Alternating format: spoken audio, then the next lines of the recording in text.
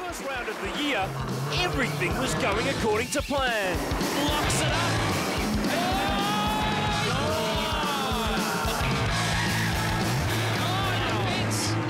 Then it all went off the rails.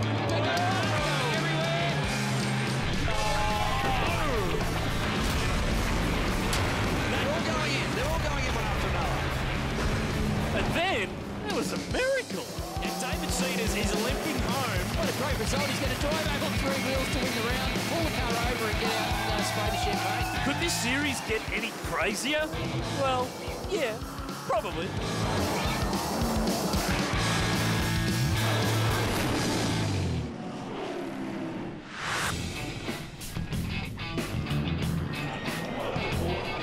Hi everyone and welcome to round 2 of the Auto 1 V8 Ute Series here at Barbagallo Raceway in Western Australia.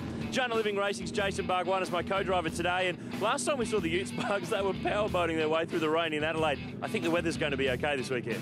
Not only powerboating, the action was thick and fast. They were into fences, they were damaging cars, ripping off doors. It was all happening in the, on the streets of Adelaide. So hopefully the panel beaters have done a good job and got them back on the track.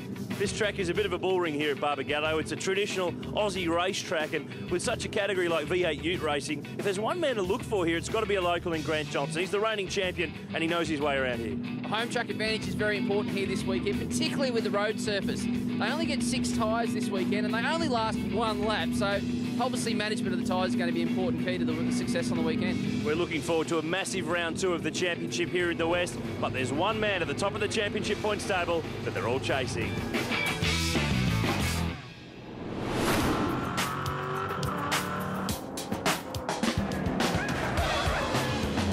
It's been 3 years since the Ute boys raced at Barbagallo, with less than half of this weekend's field gridding up back in 2008. One guy, though, who wasn't on that grid, David Cedars, doesn't seem too phased.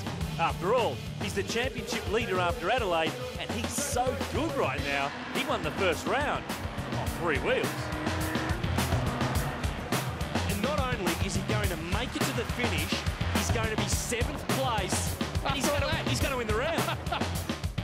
To finish up with a round win after walling a car in turn 8 on the last lap. I was blessed on that day, that's for sure, and the car limped home, and we had about 15 k's worth of damage with the car, so the bank balance was a little bit sad after that. VIP Pet Foods young gun Ryle Harris pushed Cedars all the way in Adelaide and sits just 2 points behind in the title chase. And the switch from Holden to Ford seems to have brought a whole new attitude too.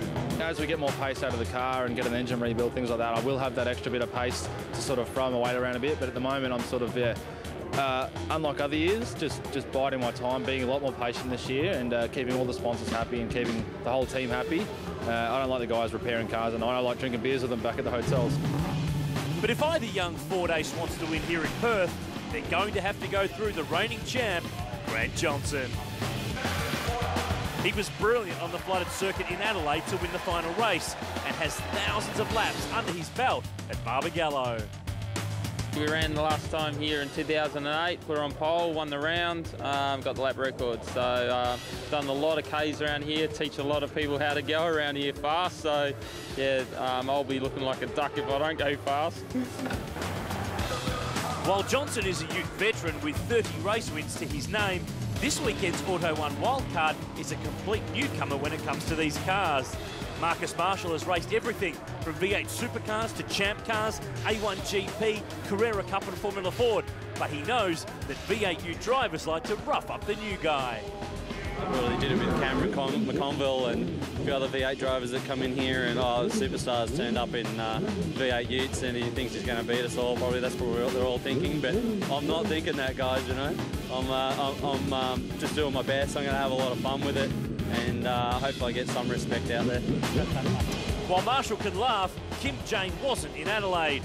His team's had plenty of work to do since this hit in the first round. Oh, bang! That is 4 tons of concrete. Move the wall. A Commodore Ute that's less than 2 tons and concrete wins.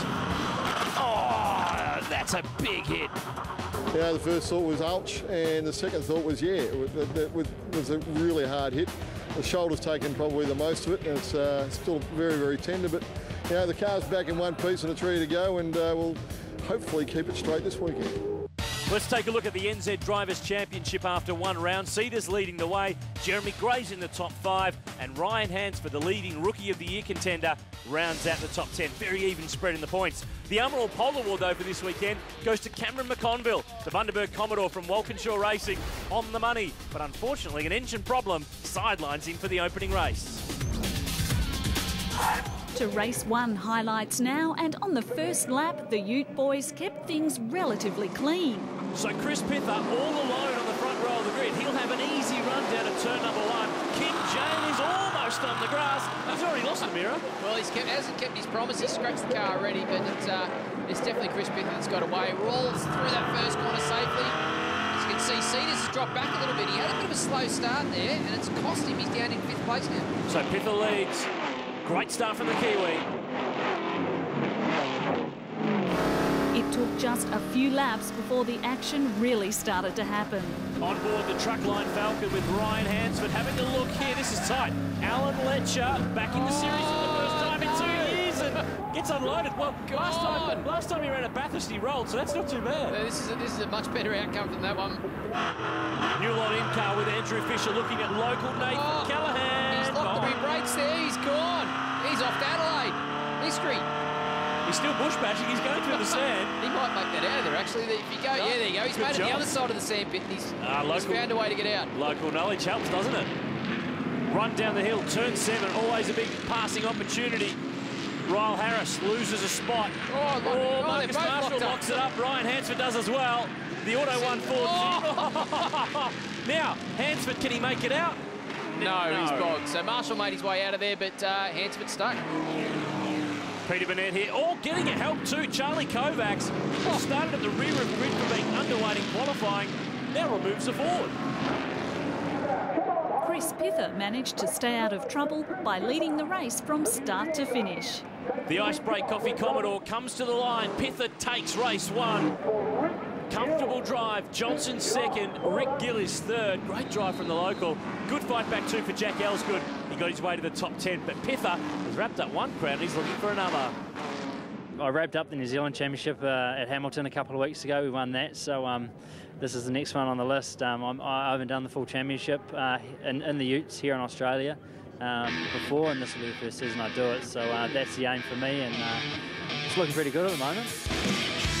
After the break, it's race 2 from Barbagallo. We reverse the grid, and anything could happen.